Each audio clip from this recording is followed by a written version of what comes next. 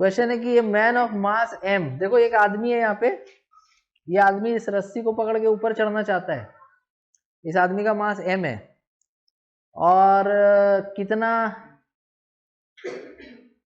Massless रोप है, अच्छा ठीक है, कितना से ऊपर जा रहा आदमी, g/2 से। कांटेक्ट फोर्स बताना है तुमको, ब्लॉक और ग्राउंड के बीच में कितना लग रहा होगा। देखो क्वेश्चन में बोल रहे कि mass of man m climbs up along a massless rope with acceleration g/2, the force of contact between the block and the ground। पहले तुम क्या करो कि आदमी का फ्री बॉडी डायग्राम ड्रॉ करो। देखो देखो देखो आदमी का फ्री बॉडी डायग्राम ड्रॉ करो, तो इसका वेट कितना लगेगा mg, और रस्सी जो पकड़ा हुआ है उस पर टेंशन कितना लगेगा t, और एक्सेलरेशन इसका किधर हो रहा है, ऊपर, कितना से। अगर इस क्वेश्चन में मेरे को ब्लॉक और रस्सी, ब्लॉक और ग्राउंड के बीच का कांटेक्ट फोर्स पूछ रहा है, दैट मीन्स हम ऐसा मान के चल रहे हैं कि ब्लॉक उठा नहीं है। अरे अगर ब्लॉक उठ जाए तो कांटेक्ट फोर्स होगा क्या? अरे कांटेक्ट में जब रहेगा ही नहीं तो कांटेक्ट फोर्स क्या होगा? तो ब्लॉक अगर उठ जाएगा तो कांटेक्ट फोर्स क्या हो जाएगा, जीरो। तो कोई ऑप्शन में तो जीरो दिख भी नहीं रहा है, तो हम ऐसा मान के चलते हैं कि जो ब्लॉक है वो अभी भी कांटेक्ट में है, तो उसका एक्सेशन होगा, नहीं होगा। तो ब्लॉक का फ्री बॉडी डायग्राम जब बनाओगे तो ऐसा दिखाई देगा।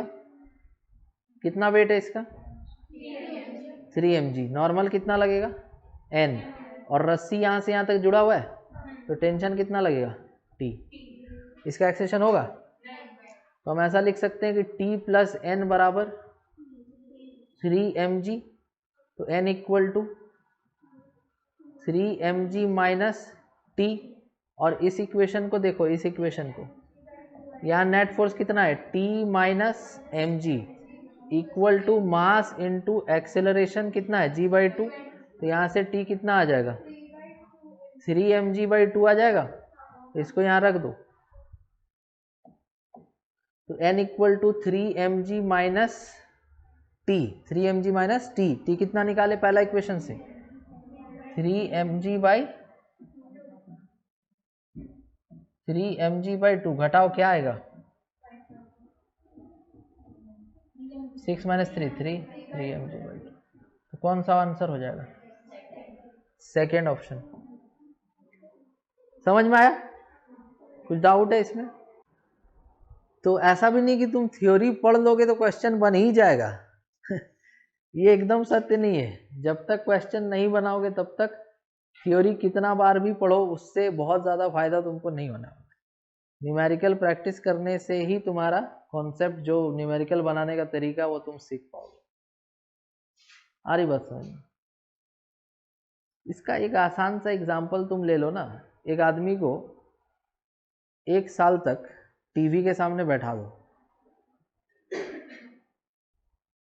और सुबह से शाम तक उसको बोलो कि तुमको फुटबॉल देखना है, और 1 साल के बाद उसको भेज दो कि जाओ तुमको इंटरनेशनल फीफा मैच खेल के आना है। 1 साल क्या, तुम उसको 5 साल तक भी बैठा दो टीवी के सामने, 10 साल भी बैठा दो, उससे कोई, उसको वहां खेलने में तो कुछ फायदा हमको नहीं लगता कि होने वाला है। तो वही हाल हो जाएगा तुम्हारा कि तुम थ्योरी जितना बार भी पढ़ लो, जब तक तुम न्यूमेरिकल प्रैक्टिस नहीं करोगे तो उसी के जैसा हाल हो जाएगा तुम्हारा।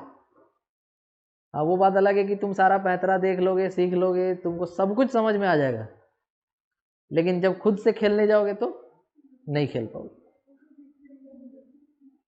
अरे सही है कि नहीं है, या बोलो गलत है, क्या बकवास कर रहे आप इसे?